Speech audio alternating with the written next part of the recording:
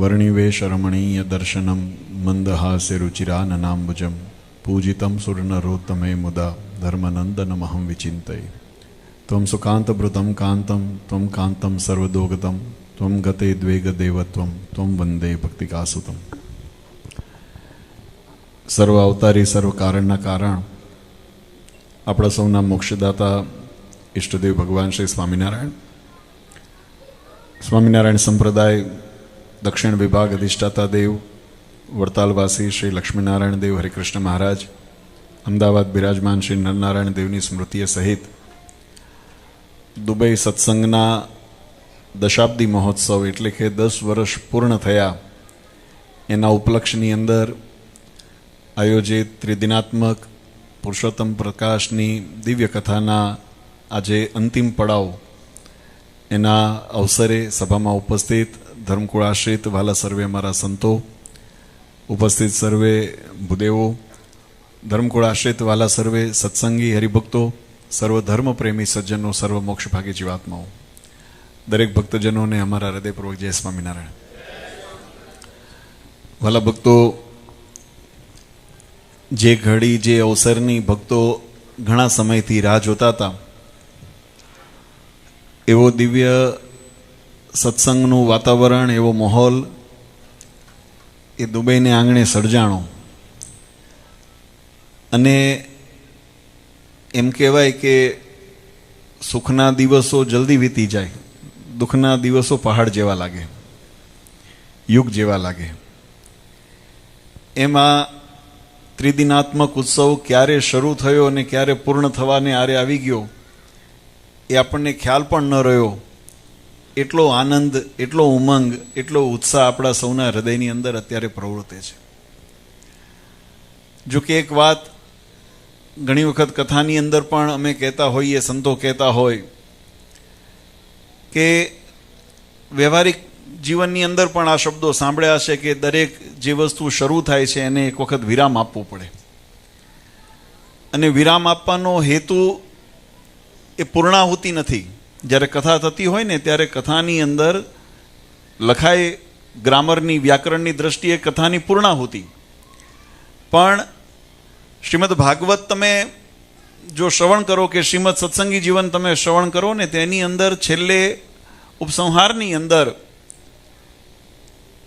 સુખદેવજી પરીક્ષિતને એમ કહે છે કે પરીક્ષિત, મારી પાસે જે જ્ઞાન હતું એ જ્ઞાન મેં તમારી આગળ રજૂ કર્યું છે.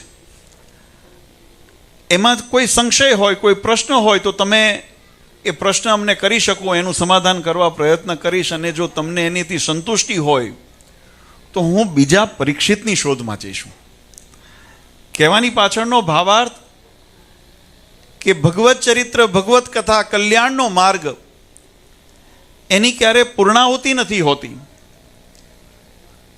વચનામૃતમાં ભગવાન સ્વામિનારાયણે તો એક વિશેષ વાત બતાવી. મહારાજ કહે કે કોઈ દિવસ સંતોષ પણ ન હોય, હાશકારો પણ ન હોય. કારણ કે હાશકારો થાય કે હવે ઘણું કર્યું, ઘણું સાંભળ્યું, ઘણી ભક્તિ કરી, ઘણી પૂજા કરી, ઘણી માળા કરી, ઘણું ધ્યાન કર્યું. ઘણાની જે દિવસે ભાવના થાય ને તે દિવસ મહારાજ કે ભક્તિનો માર્ગ રૂંધાવા માંડે છે. આજે એ ન્યાયે જે મનની અંદર જે આકાંક્ષાઓ અથવા તો જે ઉમંગ અથવા તો એની ઈચ્છાઓ એ અખંડ નિત્ય સ્વરૂપની અંદર, નિત્યની અંદર એની સ્વરૂપ ધારણ કરીને આખા જીવનની અંદર રહે, એ જીવનના કલ્યાણના માર્ગ માટે પરમ આવશ્યક છે. આપણા શાસ્ત્રોની અંદર એવા અનેક પ્રસંગો બતાવ્યા છે કે જેની અંદર નિત નવી ઉર્જા અને ઉમંગ, નિત નવી શ્રદ્ધાથી ભગવાનની ભક્તિની અંદર જીવાત્માએ પ્રેવરાવવું. નહીતર ઘણી વખત આપણે જોઈએ તો આરતી એની એ છે, કીર્તન એના એ છે, કથા એ છે, રામાયણ હજારો વર્ષોથી એની એ ગવાય છે, ભાગવત હજારો વર્ષથી એની એ ગવાય છે, સત્સંગી જીવન આદિ ચરિત્રો પરમાત્માના હજારો વર્ષોથી એના એ ગવાય છે. પણ શાસ્ત્રકારોએ બહુ સુંદર એની અંદર મંથન કરીને એનો નિચોડ બતાવ્યો કે ભગવાનના સ્વરૂપની અંદર એટલી માધુર્યતા છે, પરમાત્માના ચરિત્રની અંદર એટલી મીઠાશ છે. અને એની ફળશ્રુતિ શું છે? શ્રવણમ મંગલમ યસ્ય મંગલમ ગુણ કીર્તનમ સ્મરણમ મંગલમ યસ્ય શ્રી હરિ મંગલમ ક્રિયાત. જેનું સ્મરણ કરવાથી, જેની સ્મૃતિ કરવાથી જીવાત્માના જીવનની અંદર મંગલ પ્રવૃત્તે એનું સ્મરણ અખંડ કરતા રહીએ. આપણે કોઈ દિવસ એવો વિચાર નથી કરતા કે ઓક્સિજન રોજ લઈએ છીએ, એક દિવસ રજા પાડીએ. એવું રાખીએ છીએ કોઈ દિવસ? કારણ કે એની ગઈકાલે પણ અમે સભાની અંદર ટકોર કરી હતી, એની આપણને કિંમત આજે સવારે પધરામણીમાં પણ એક જગ્યાએ અમે વાત કરતા હતા કે એની આવશ્યકતા ખબર પડી, અને આવશ્યકતા એની ખબર પડી એટલે એની અંદર આપણને એનો મહિમા, એની રુચિ, એની મહત્વ આપણને સમજાણું ને એટલે આપણે એની પાછળ. અને ત્યાં સુધી કે કોરોનાની અંદર ઘણા ભક્તોએ સાંભળ્યું હશે, અનુભવ્યું હશે, આ દેશમાં એવું નહીં થયું હોય, પણ ભારતની અંદર તો એવું પણ કહેવાય કે જે ગેસના, ઓક્સિજનના જે બોટલો જે મળતા એ બ્લેકની અંદર વેચાતા હતા. આટલું નહીં તો પ્રકૃતિએ આપણને મફત આપ્યું છે, પણ કોઈ દાડો આપણને એને આભાર આપવાનો, ભગવાનને ધન્યવાદ કહેવાનું આપણને મન ન થાય એટલી આપણી અજ્ઞાનતા છે. કહેવાની પાછળનો ભાવાર્થ વાલા ભક્તો, ખૂબ સુંદર ત્રિદિનાત્મક ઉત્સવની અંદર ભગવાનના દિવ્ય અલૌકિક ચરિત્રોની સાથે સાથે સત્સંગનો કેમ એનો પાયો મજબૂત થાય, આપણા જીવનની અંદર સત્સંગ કેમ દ્રઢતાથી થાય, વિવિધ વગેરે વાતો આપણે અહીંયા આગળ શ્રવણ કરી છે. અહીંયા હમણાં સભાની અંદર 2 દિવસથી જો કે હું મને સાંભળું છું કે બધા ભક્તો કોઈ અઠવાડિયા માટે વાત કરે છે, કોઈ 10 દિવસ માટે વાત કરે છે, કોઈ 15 દિવસ માટે, કોઈ મહિના માટે.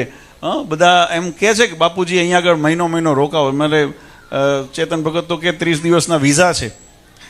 પણ મારી પાસે 2 જવાબ છે. હવે એક જવાબ યથાર્થ છે ને એક જવાબ રમૂજનો છે. હવે કોણે કેવી રીતે હું તો રજૂ કરી દઉં છું, પછી તમારે એને સાર્થક કરવો કે નિરર્થક કરવો એ તમારે નક્કી કરવાનું. મને 2 અનુભવ વિદેશની ધરતી ઉપર, અહીંયા હોય, અમેરિકા હોય, લંડન હોય, કેનેડા હોય, કે જ્યાં જવાનો પ્રસંગ બન્યો છે, ત્યાં મેં એટલો અનુભવ કર્યો છે. હરિભક્તોની ભાવના આંખ માથા ઉપર, એની કોઈ જરાય શંકાને સ્થાન નથી, લેશ માત્ર પણ. કદાચ એમ કહું તે અધિકપણું છે વિદેશની ધરતી ઉપર, શ્રદ્ધા અને ભાવનું અધિકપણું છે, જે કદાચ ભારતની અંદર, હું કમ્પેરિઝનના સ્વરૂપની અંદર નથી કહેતો, પણ અનુભૂતિના સ્વરૂપની અંદર કહું છું કે ઘણી વખત એવું જોવા મળે. જે અમે સવારે વાત કરતા હતા કે ગંગા કિનારે રહેતા હોય એ કંઈ રોજ ગંગાજીમાં સ્નાન કરવા માટે નથી જતા, કારણ કે એનો સંભાવ થઈ ગયો છે, એનો ગૌણ એની અંદર. એમ ભારતની ભૂમિની અંદર અવારનવાર આપણે જે ગુજરાતી શબ્દ છે છાશવારે, છાશવારે, એમ જ્યારે વારે ઘડીએ એવા કંઈક ને કંઈક પ્રસંગ, યજન, પૂજન, ઉત્સવ, વ્રત આદિ આવતા હોય એટલે કદાચ એનો મહિમા આપણને ઓછો જણાય. પણ દૂર દેશમાં આવ્યા પછી જ્યારે આપણને એનો મહિમા સમજાણો છે, એની કિંમત સમજાણી છે, એટલે આપણને એની કિંમત સમજાય. પણ રમૂજનો જવાબ, મને ખબર છે કે આજે રવિવાર છે એટલે છે, કાલે સોમવારથી નોકરી ચાલુ થાય પછી કોઈ ડોક્યું કરવાનું નથી. અમને 7 દિવસ અહીંયા બેસાડીને શું કરશો? ખરું કેવો સ્વામી? હે સંતો, આ અનુભવ છે, રમૂજની વાત છે કે તમારી શ્રદ્ધા, જો કે એ વ્યવહારિક છે. ગઈકાલે પણ અમે કીધું હતું કે શરીરનો ધર્મ છે, શરીરના ધર્મને નિભાવવાનો પણ એક ધર્મની અંદર ઉચિત એની આજ્ઞા કરેલી છે, અને જે પોતાના વ્યવહાર વગેરે ધર્મ છે એનું આપણે પાલન કરીએ છીએ, એની અંદર જરાય. પણ તમે જે તમારી ભૂખને હું સમજું છું, પણ એ ભૂખની સંતોષ માટે બીજો જવાબ, યથાર્થ જવાબ, કે મને એટલું અમારા વડીલો કહેતા કે કીડી હોય ને એને લાડુ ઉપર મુકાય, લાડુને કીડી ઉપર ન મુકાય. સમજાય? કીડી હોય ને એન્ટ, એને તમે લાડુ ઉપર મૂકો ને એની અંદર ફરતી થોડું કોતરી તમે 2 દિવસે 3 દિવસે જો ને તો ત્યાં અડધાથી પોણી કરી નાખી હોય, લાડુડી એ ઓછી થઈ ગઈ હોય. પણ જો કીડીની ઉપર તમે લાડુ મૂકી દો તો કીડીનું અચ્યુતમ કેશવમ. આજે એવા સંજોગોની અંદર અમને તમારી કેપેસિટીની ખબર છે કે કેટલું તમે પચાવી શકો એમ છો. એટલે જે હમણાં અમારા યુવાનો ભક્તોએ ખૂબ સુંદર અહીંયા થોડી વ્યવહારિક વાતો કરી, આયોજનની વાત કરી, કારણ કે અમને તો અલગ અલગ સ્થાનોની અંદર અલગ અલગ અનુભવો થતા હોય. પણ ઘણી વખત આપણે એક નિહિત, મહારાજે આજે વચનામૃત હમણાં અમારે પિયુષ ભગતે વાંચ્યું, એની અંદર મહારાજે બહુ સુંદર વાત સમજાવી છે. મહારાજ કે ધાર્યું કરવામાં આપણે જે પોતે કે મારું ગમતું કરવામાં, આ વચન બહુ સમજવા જેવા છે. ખાલી પધરામણી તો ઠીક છે, એક ઔપચારિક નિમિત્ત માત્ર પ્રસંગોપાત પ્રશ્ન હતો, પણ એની પાછળનો સિદ્ધાંત સમજવા જેવો છે. ઘણી વખત ધાર્યું કરવામાં મહારાજે એમ લખ્યું કે તમે કોઈ સંકલ્પ કર્યો અને સંકલ્પની પૂર્તિ કદાચ કર્મ સંજોગે, સમય સંજોગે, પ્રારબ્ધ સંજોગે કે કોઈ પણ કારણસર એની પૂર્તિ ન થઈ, એના દુઃખની અંદર તમે જે સારા સમયની અનુભૂતિ કરેલી છે ને તમે એને પણ દુઃખમાં પરિવર્તન કરી નાખો છો. તમે વાત સમજો.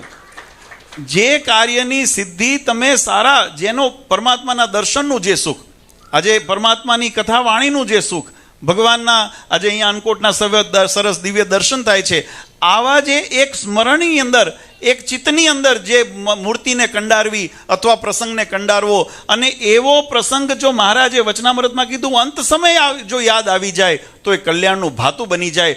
આવા પ્રસંગની સ્મૃતિની જે આનંદની અનુભૂતિ હતી, એ અનુભૂતિ એક મનના ધાર્યું ન થયું એટલું એના વિષાદની અંદર આપણે આનંદને પણ ભૂલી ગયા છે.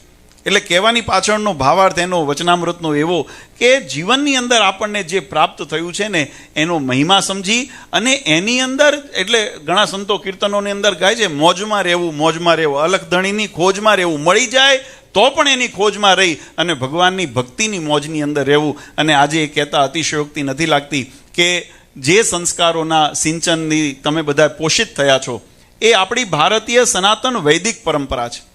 આપણી સનાતન ધર્મની એક આ આધુનિકતા અથવા જો એની અંદર જે નવીનીકરણ જે આપણે કહીએ તો એ નવીનીકરણ એના સાધન અને વ્યવસ્થાની અંદર થયું છે, એના સિદ્ધાંતોની અંદર એ જ એની મૂળ રૂપતા જે રહેલી છે. અને એ મૂળ રૂપતા કઈ તો ભગવાન સ્વામિનારાયણે જે શિક્ષાપત્રીમાં કહ્યું, ઉપાસ્ય ઈષ્ટદેવોના સર્વાવિર્ભાવ કારણ, આપણી ઉપાસના એ પરબ્રહ્મ પુરુષોત્તમ નારાયણની થાય છે.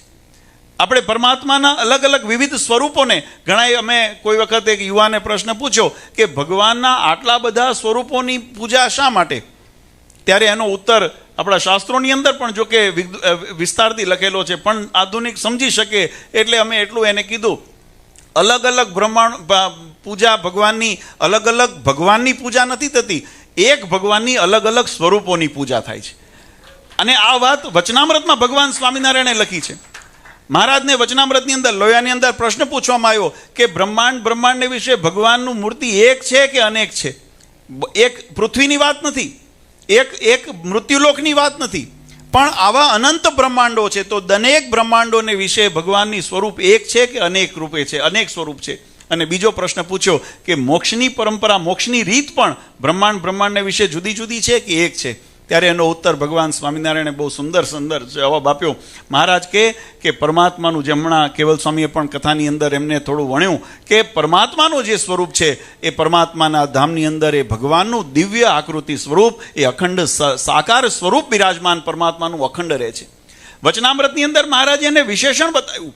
ભગવાન શ્રી હરિ એમ બોલ્યા, એ જ પરમાત્મા અનંત જીવાત્માના કલ્યાણને અર્થે આ ધરા ઉપર રામકૃષ્ણાદિ અવતાર ધારણ કરી મચ્છ વરા, અને આજે જેમનું આપણે પ્રાગટ્ય ઉત્સવ ઉજવીએ છીએ એવી વામન જયંતિ, આવું મચ્છ વરા વામન નરસિંહ આદિ રૂપે પરમાત્મા ધરા ઉપર પધારતા હોય છે. અને એ જીવાત્માના કલ્યાણને અર્થે, ધર્મના સંરક્ષણને અર્થે, ધર્મના પ્રતિપાદન, ભક્તિના પોષણને અર્થે, સદ્ધર્મના પ્રવર્તનને માટે પરમાત્મા અનેક પ્રકારે ચેષ્ટાઓને લીલાઓ દ્વારા એ સિદ્ધાંતોને સ્થાપિત કરે છે. ક્યાંય ઉપદેશ દ્વારા કરે છે તો ક્યાંય આચરણ દ્વારા કરે છે.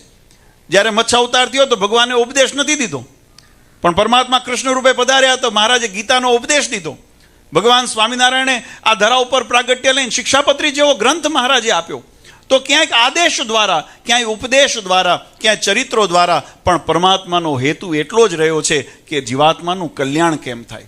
અને એ જીવાત્માના કલ્યાણને અર્થે ત્યારે કોઈએ પ્રશ્ન પૂછ્યો કે ભગવાનની સામર્થ્ય શું? મહારાજે વચનામૃતની અંદર બહુ સુંદર વાત સમજાવી. મહારાજ કે કોઈ એમ પૂછે કે ભગવાનને જીવાત્માના કલ્યાણ કરવાને અર્થે પૃથ્વી ઉપર જ પધારવું પડે, મનુષ્ય આદિ આકૃતિ ધારણ કરવી પડે, અક્ષરધામમાં પોતાના સંકલ્પ માત્રથી એ પરમાત્મા જીવાત્માનું કલ્યાણ ન કરી શકે? તો એનો પણ ઉત્તર આપણા શાસ્ત્રોએ બહુ સુંદર કીધો છે કે આપણી સંસ્કૃતિ એ કર્મની સંસ્કૃતિ છે. આ વાત બહુ સમજવા જેવી છે વાલા ભક્તો. હું એટલા માટે કહું, આનો જે સમન્વય કરવાની મારી જે ઈચ્છા છે એવી કે આપણે જો બ્રહ્માંડને વિશે મહારાજે વચનામૃતમાં એનો ઉત્તર વિસ્તારથી કર્યો છે, પણ આપણે સમયનો અભાવ છે. અને મેં કીધું એમ, કીડી ઉપર લાડવો નહીં, લાડવા ઉપર કીડી મૂકવી છે. એટલે થોડું થોડું પીરસું છું, પછી આગળ એનો બીજો આપણે, નહીં તો બીજે આ વખત આવવાનું નિમિત્ત નહીં રહે પાછું. એટલે નિમિત્ત બાકી રાખીને જવું, ચોખા મૂકીને જવું ને ફરી આવવાનું થાય. બરાબર, પેલી ગાંઠ ખોલવા. તો મહારાજે બહુ સુંદર વાત કરી. મહારાજ કે બ્રહ્માંડ વિશે મહારાજનું મૂર્તિ એક છે. કારણ કે પરમાત્મા સર્વ સમર્થ છે, સર્વ કરતા હર્તા છે, સર્વના નિયંતા છે, સ્વતંત્ર છે, સર્વના સ્વામી છે. અને એટલે પોતાના સ્વતંત્ર ભાવે કરીને ભગવાનની જ્યાં ઈચ્છા થાય, અનંત બ્રહ્માંડોની અંદર અનંત રૂપે પરમાત્મા, ક્યાંય ચતુર્ભુજ રૂપે, ક્યાંય અષ્ટભુજ રૂપે, ક્યાંય સહસ્ત્રભુજ રૂપે, ક્યાંય મચકચ આદિ રૂપે, ક્યાંય વરાહ રૂપે, ક્યાંક વિષ્ણુ રૂપે, ક્યાંક શિવ રૂપે, પરમાત્મા જેવી ઈચ્છા થાય એ પોતે પોતાનું સ્વરૂપને ધારણ કરવા સમર્થ છે ને એવા સ્વરૂપે. અને અહીંયા મહારાજે એક વિશેષણ વાપર્યું, ભક્તોની ઈચ્છા પૂર્ણ કરવા. જેવો ભક્તોનો ભાવ હોય અને પોતાની જેવી ઈચ્છા હોય એવા સ્વરૂપે પરમાત્મા દર્શને. બે અંગ આવ્યામાં, ભક્તોનો ભાવ અને ભગવાનની ઈચ્છા. જેવી ભક્તોની ભાવના હોય, જેવી શ્રદ્ધા હોય, જેવો ભાવ ભક્તો પ્રગટ કરે એવો ભગવાન પોતે એવો એની ઉપર અનુકંપા કરે. અને એનો હેતુ એટલો છે કે જીવનું કેમ રૂડું થાય. અને બીજો મહારાજ કીધું, બ્રહ્માંડની વિશે મોક્ષની પરંપરાની રીત એક જ છે, અને એ રીત છે શરણાગતિની.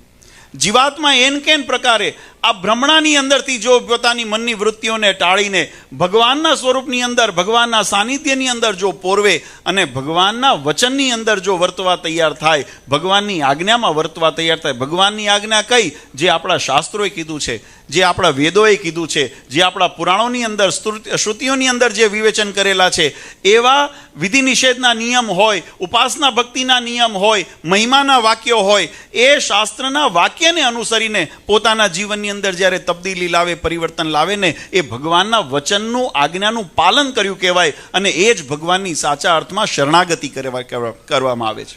અને એવી જ્યારે જીવાત્મા શરણાગતિ ભગવાનની જ્યારે સ્વીકારે ત્યારે મહારાજ કે એના ભવભવાંતરના જે ફેરા છે એ ટળે છે. કર્મબંધનથી અને માયાથી જીવાત્માની મુક્તિ થાય છે. મહારાજે વચનામૃત ભાગવત આદિની અંદર કીધું કે ભગવાનની માયા કેવી પ્રબળ છે. આપણે ભગવાનની અંદર પણ કહીએ છીએ. મહારાજ કે અતિ દુષ્કર, જેને કોઈ સાધને જીતી શકાય નહીં એવી માયા, પણ ભગવાનના ભક્તિના આશ્રય કરીને જીવાત્માએ ભવસાગર પાર કરી લે છે અને માયાનું આવરણ એને નડતું નથી. એવી સ્થિતિ જીવાત્માને પમાડવાનો માર્ગ આ સત્સંગનો માર્ગ છે. ગઈકાલે અમે વાત કરી હતી, પણ મૂળ આપણે બધા હજુ દેહ ભાવમાં છીએ.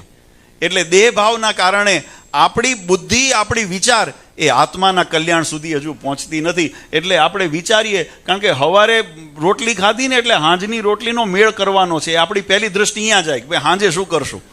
બરાબર, આ વાસ્તવિકતા છે. પણ એની પોષણનું મેં હમણાં ગઈકાલે અમે વાત કરી હતી ને આજે કોઈ પણ વસ્તુની અંદર જ્યાં સુધી ચૈતન્ય નથી, તમે રોટલી ખાઓ પણ રોટલી ખાઈને પચે અને એનું ગુણ જે એનો શરીરની અંદર પોષણ આપે એ કરનાર તત્વ એ પરબ્રહ્મ તત્વ છે. એ પરબ્રહ્મનો જ્યાં સુધી આશ્રયનો નથી ત્યાં સુધી એ તમારું કરેલું એ ઘણી વખત નિષ્કુળ થાય. પણ આપણે સમયની અંદર ગઈકાલે અમે વાત કરતા હતા કે ભગવાનને રાજી કરવા પામવાની આપણને ઈચ્છા થાય અને કથાનું શ્રવણ કરો ને તો ઘણાને વેગ ચડતા જ હોય છે. અમે જોયું છે. હવે આ ટકી જાય ને તો કામનું, આ વેગ તો ચડતા જ હોય છે. આ વેગ કથા સાંભળે ને ત્યાં સુધી તો પોરા ફાટતા હોય, અરે અમને કથામાં ઘણા એવા આવી જાય. પણ પછી જ્યારે જીવનની અંદર પણ એના નહીં નભવાના કારણ મને આ વચનામૃતની શબ્દો મને યાદ આવ્યા. મહારાજે નિત્યાનંદ સ્વામીએ મહારાજને પ્રશ્ન પૂછ્યો કે ઘણી વખત અમે જોયું છે કે સંસારની અંદર બે પ્રકારના વ્યક્તિત્વવાળા જીવ દેખાય, બે પ્રકૃતિવાળા જીવ દેખાય. એક જીવ એની એવી પ્રકૃતિ છે કે જેની સાથે હેત થાય ને એમાં અનહદ હેત કરે. પછી એ કોઈ વિષય હોય, મહારાજે સ્ત્રી આદિનો શબ્દ ત્યાં પ્રયોગ કર્યો છે વચનામૃતની અંદર. પણ જે પણ પંચ વિષય હોય, શરીરની અંદર જે અંગોથી આપણે, અવયવોથી આપણે ભોગવી શકીએ, શબ્દ, સ્પર્શ, રૂપ, રસ અને ગંધ, એનાથી કોઈ પણ વિષયનો તમે પ્રાપ્તિ કરો, એમાં જે વિષય રુચિકર હોય, જે ગમતો વિષય હોય, એની અંદર જીવાત્માને હેત થાય ત્યારે અનહદ હેત થાય. અને હેત એવું થાય કે એનો વિયોગ થાય ને તો પ્રાણનો ત્યાગ થઈ જાય. એટલું દુષ્કર લાગે એટલો એની અંદર હેત થઈ જાય. એક પ્રકૃતિનો જીવ.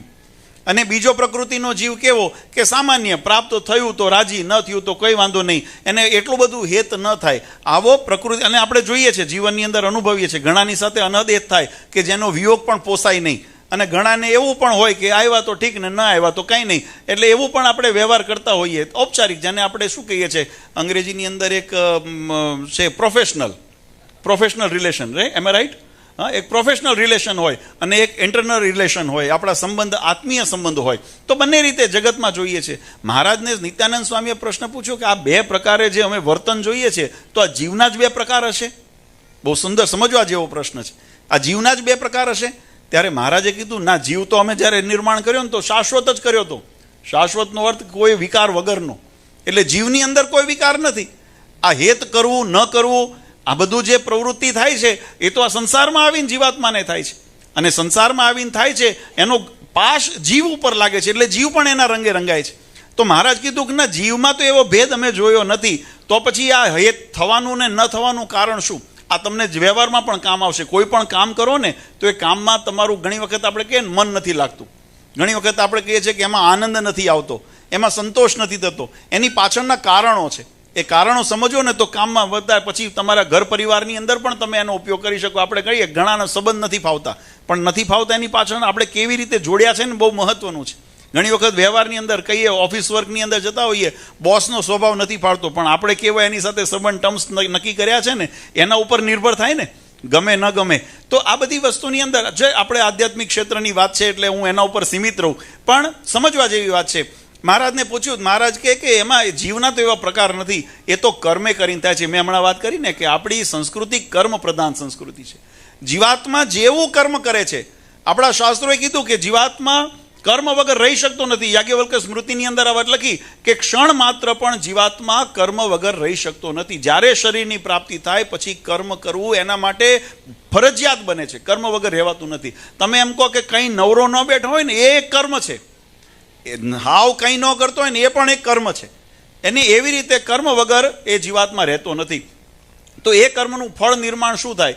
તો 3 પ્રકારે જીવાત્મા કર્મ કરે. જાગૃત, સ્વપ્ન અને સુષુપ્તિ અવસ્થાની અંદર મન, કર્મ અને વચન 3 પ્રકારે જીવાત્મા કર્મ કરે, 3 અવસ્થાની અંદર કર્મ કરે. અને 3 અવસ્થાની અંદર એ જીવાત્મા કર્મને ભોગવે છે, જેને આપણે પ્રારબ્ધ, સંક્ષિપ્ત અને ક્રિયમાણ, આ 3 પ્રકારે જીવાત્મા એ પોતાના કર્મને ભોગવે છે. અત્યારે આપણે જે કર્મનું ફળ ભોગવીએ છીએ ને એની અંદર 2 યોગનો સમન્વય થયો છે. એક સંચિત, પૂર્વે કરેલા કર્મ એ સંચિત થયા છે અને એનું ફળ અત્યારે આપણે ભોગવીએ છીએ. બીજું પ્રારબ્ધ, પૂર્વે કરેલા કર્મનું ફળ પણ એની સાથે જોડાયું. આ બેનું અત્યારે વર્તમાનમાં ભોગવે છે. વર્તમાનમાં જે કર્મ કરો છો ને અને તત્કાળ એનું ફળ મળે ને એને ક્રિયમાણ. કોકને અપશબ્દો કોણ 2 ધોલ પડી જાય સામે, આ ક્રિયમાણ.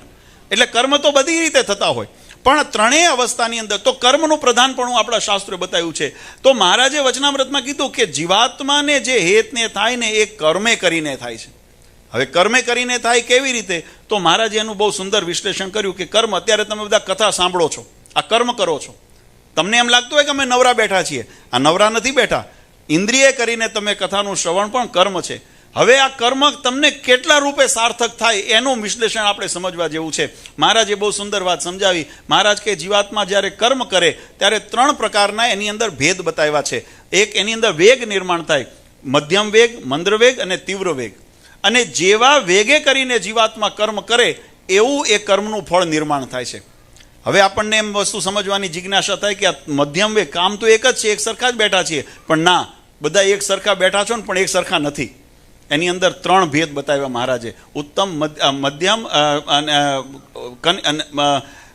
મહારાજ કે મંદ્ર વેગ, મધ્યમ વેગ અને તીવ્ર વેગ, આ 3 પ્રકારના વેગ આમાં નિર્માણ થાય છે. કેવી રીતે એ વસ્તુ સમજો અને તમારા જીવનમાં અપનાવજો, તમને ખબર પડશે કે કેમ કેમ વૃદ્ધિને પમાય. તો મહારાજે પહેલું એનું દ્રષ્ટાંત વચનામૃતમાં સમજાવ્યું. મહારાજ કે કેવળ ઇન્દ્રિયોએ કરીને જ્યારે જીવાત્મા વિષયનો યોગ કરે ને ત્યારે મંદ્ર વેગ નિર્માણ થાય. આ વાત તમને સમજાવું. અહીંયા આગળ ખાલી શરીરથી બેઠા છો, દેખાય છે તો બધા એક સરખા જ, પણ માત્ર શરીર જ અહીંયા બેઠું છે. મન એ ક્યાંય છે ને બુદ્ધિ એ ક્યાં છે ને વિચારો એ ક્યાંય છે. તો આની અંદર વેગ કેવો નિર્માણ થાય?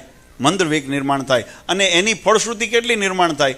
તમને આમાંથી જે પણ કથાની અંદરથી ભગવાનના ચરિત્રો ગવાણા, સિદ્ધાંતની વાતો થઈ, એમાંથી ગળે કેટલી ઉતરી હશે? કારણ કે કેવળ ઇન્દ્રિયોથી જ તમે એનો ભોગ કર્યો છે, એની અંદર બીજું કોઈ તમારું યોગદાન નથી. એટલે મંદ વેગ નિર્માણ થયું. એટલે હેત પણ એટલું જ થાય. મહારાજે બીજું કીધું કે ઇન્દ્રિયોની સાથે જ્યારે મન, જે આપણા જેને અંતર્મન કીધું, 4 પ્રકારના જે આપણા મન, બુદ્ધિ, ચિત્ત ને અહંકાર, આ 4 પ્રકારના જે અંતઃકરણ કીધા, એ અંતઃકરણ એની સાથે ભળે, બુદ્ધિ પણ ભળે, મન પણ ભળે. એટલે કે મનને એકાગ્ર કરીને બુદ્ધિથી તમે વાતનું શ્રવણ કરો, દર્શન કરો, એનો તમે અભ્યાસ કરો અને એના ઉપર મનન કરો ને તો મહારાજ કે મધ્યમ વેગ નિર્માણ થાય. તમે એવી રીતે જો કથાનું શ્રવણ કર્યું હશે ને, એવી રીતે અહીંયા અન્નકોટના દર્શન કર્યા હશે, એવી રીતે આ પ્રસંગને માણ્યો હશે, તો તમને એની સ્મૃતિઓ, એના જે આનંદ છે ને એની અનુભૂતિ મંદ વેગની અંદર તમને એનું ચિરકાળ સુધી રહેશે.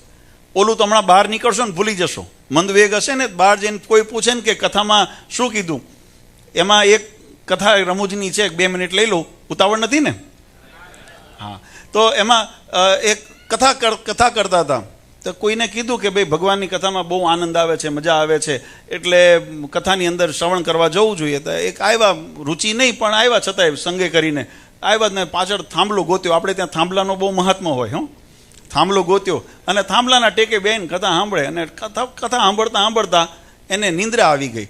હવે કથાની અંદર અડધો પોણો કલાક જે કથા શ્રવણ કરી અને બનવાકાળ બન્યો કે ત્યાં પાછળ તો હવે સીમાડે આપણા દેશની અંદર શું કૂતરા હોય, બલાડા હોય, બધા પશુઓ ફરતા હોય ને, એમાં પછી કથા પૂરી થઈને ઓલા બહાર નીકળ્યા. એટલે જે ભય લઈને ગયા હતા એને પૂછ્યું કથામાં કેમ લાગ્યું, કથા હરિરસ કેવો લાગ્યો? એ કે હરિરસ ખારો હતો, કારણ કે અહીંયા ઊંઘમાં કાઢ્યું. આમાં પ્રશ્ન એવો થયો, ઘણા અહીંયા આગળ શરીરથી આવ્યા પણ મન બુદ્ધિને વિચારોને બહાર મૂકીને આવ્યા. તો અહીંથી બહાર જઈને પૂછશો કે શું કથાની અંદર આવ્યું, ભગવાનના ચરિત્રનો શું મહિમા આવ્યો, ભગવાનના ચરિત્રોની શું વિશેષતા આવી, તો એને કદાચ કારણ કે માત્ર ઇન્દ્રિય પ્રેરાણી છે.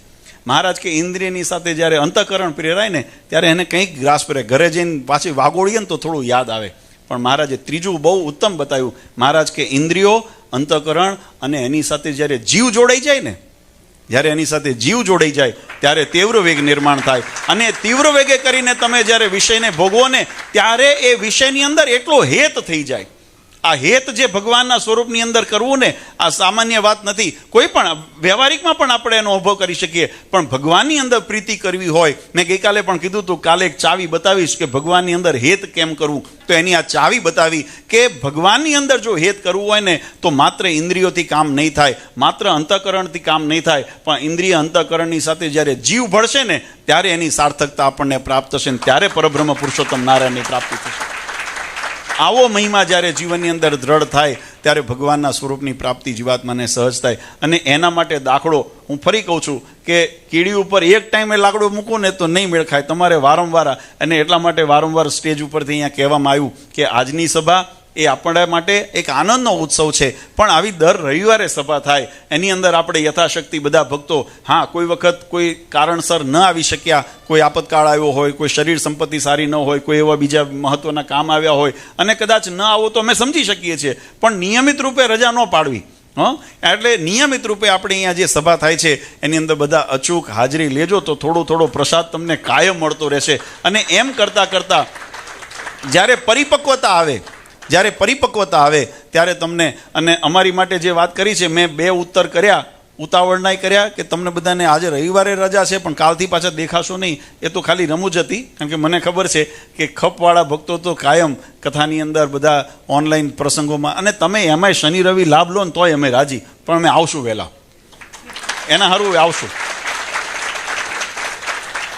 પણ ત્યાં સુધી આપણો આ સત્સંગ એ આવો ને આવો નિર્મળતાથી આગળ રહે. અને બધા ભક્તો જો આપણી અહીંયા વિદેશની ધરતી ઉપર એક મહત્વની વાત આપણા માટે એ છે કે સત્યની અંદર ઘણું બધું અત્યારે કેવું છે કે સોશિયલ મીડિયા કે બીજા ત્રીજા માધ્યમોથી ઘણું બધું આચર કુચર આપણે અંદર પરસાતું હોય, પણ એક વસ્તુનું બધા ભક્તો ધ્યાન રાખજો, ક્યાંય પણ આપણી મતિ ડોલાય નહીં. એટલા માટે શુદ્ધ શાસ્ત્ર, શુદ્ધ પરંપરા અને શુદ્ધ ઉપાસના ભક્તિની રીતને વળગીને રહેજો. ક્યાંક બીજેથી છાંટા ઉડશે ને તોય ડાઘ જ પડવાનો છે. આ વાતનું સમજજો. અધર્મની અંદર છાંટા ઉડશે ને તોય ડાઘ જ પડવાનો છે. એમાં એમ કંઈ આપણે એમાં શોભામાં વૃદ્ધિ નથી થતી, એટલે એનાથી છેટા રહી શુદ્ધ પરંપરાને, શુદ્ધ શાસ્ત્રોને, શુદ્ધ આપણી જે વૈદિક ઉપાસના ભક્તિની રીત છે એને અનુસરીને આપણે સત્સંગ કરીએ તો જ ભગવાનની પ્રાપ્તિ થાય અને તો જ આપણો મનુષ્ય જન્મ સાર્થક થાય. નહીં તો મહારાજ કીધું, એમાં પ્રશ્ન પૂછ્યો કે મન વેગ થયો હોય તો એને ભગવાન ભજ્યા તો ખરા, ભલે શરીરથી. મહારાજ કીધું એનું કલ્યાણ થાય પણ અનેક જન્મે કરીને થાય, એનું કલ્યાણ થાય. ભગવાનનું નામ લીધું છે, ઘણા એમ કે ભગવાનનું નામ લીધું નિરર્થક ન થાય, નિરર્થક ન થાય. શાસ્ત્ર પણ નથી કહેતું કે ભગવાનનું નામ નિરર્થક થાય, પણ એની ફળશ્રુતિ ક્યારે ઉદય થાય? મહારાજ કે અનેક જન્મે એટલે 1000, 500, 2000, 1,84,000 અનેક થયા. અનેક જન્મે કરીને જીવનું પછી રૂડું થાય. અને જે મધ્યમ વેગવાળો હોય અને જેને એનું મહારાજ કે 2-4 જન્મે પણ એનું કલ્યાણ થાય. અને મહારાજ કે તીવ્ર જે પરમાત્માની સાથે સમર્પણથી, એકતાથી જે ભગવાનનો થઈને જે પોતાનું જીવન સમર્પિત કર્યું, મહારાજ કે આને આ જન્મે જીવાત્માનું કલ્યાણ થાય. એવી પ્રાપ્તિ છે આજે, એવી પ્રાપ્તિ આજે આપણને થાય. આવો રંગ ચડે ને ત્યારે માનવું કે આપણો સત્સંગ હવે બરાબર આપણા જીવનની અંદર ઉતર્યો છે. આપણે સત્સંગનો આવો રંગ ચડાવવો છે. એટલે ખૂબ ખૂબ અભિનંદન. વધારે સમય નથી લેવો, પણ દુબઈના ભક્તોએ આ ત્રિદિનાત્મક મહોત્સવની અંદર અમારા યુવક મંડળના સભ્યો, આયોજકો, દાતાઓ, યજમાનો, બધાના નામ બધાને વારાફરતી હું નથી લેતો, પણ બધાને તમે બધાની ખૂબ સુંદર મહેનત અને તમારી જે ભાવના હતી એનું અમે અહીંયા તાદ્રશ્ય દર્શન અમને પણ થયા. અમે પણ ખૂબ રાજી થયા છીએ અને ભગવાનને એવી પ્રાર્થના કરીએ આવો ને આવો ભાવ તમારા જીવનની અંદર અખંડ રહે એવી હરિકૃષ્ણ મહારાજના ચરણારીમાં પ્રાર્થના. વિશેષ તમારા સંકલ્પને પૂર્ણ થતો રહે. અને જે તમે કીધું છે અમારા માટે ઓપન આમંત્રણ, અમે આમાં શું થયા કે અત્યાર સુધી અમે સવારે પણ આવ્યા ને તે દિવસે જ વાત કરી કે દુબઈ કેન્સલ એટલે થતું તું કોકની સાથે આંકડો ભીડાવવામાં રહેતા હતા અમે, કે કાં તો લંડન જતા ઊભા રહીશું, કાં તો અમેરિકા જતા રહીશું. અહીંયાના પ્રોગ્રામ બદલાય એટલે તમારો પ્રોગ્રામ કટ થઈ જાય. એટલે હવે નક્કી કર્યું કોકની જોડે આપણે લંગર નથી નાખવું, આપણું સ્વતંત્ર હવાલો. બરાબર, લંગર નાખીએ ત્યારે ઘણી વખત ઓલું આમ જાય ને તો આપણે પાછળ આમ ટીંગાવવું પડે, પણ એ નથી આપણે કરવું આપણે. અને તમે હવે એવું નાનું, પહેલાં એવું હતું ભાઈ સમુદાય નાનો, પણ હવે આ જોતા મને નથી લાગતું કે આને નાનો ગણાય. આમાં જે, અને એમાંય સંખ્યાની દ્રષ્ટિ કરતાં તમારી શ્રદ્ધા અને ભાવનાની દ્રષ્ટિએ હું તમને ખરેખર ખૂબ અમે મોટા ગણીએ છીએ અને ભગવાનને પ્રાર્થના કરીએ સમય અમને અવકાશ એવો મળતો રહે કે અહીંયા અવારનવાર તમને પોષણ માટે અમે આવી શકીએ, સંતોને મોકલી શકીએ. પણ તમારી જવાબદારી કે તમારે એને નભાવી રાખવી. માળી આવે નહીં ત્યાં સુધી મૂળમાંથી પાણી ચૂસતા રહેજો. માળી આવીને પાણી રેડે, મૂળનું કામ શું છે કે માળી આવીને પાણી રેડે, એનું પોષણ મળે, પણ ન મળે ત્યાં સુધી ધરતીમાંથી એનું પોષણ મેળવતા રહે.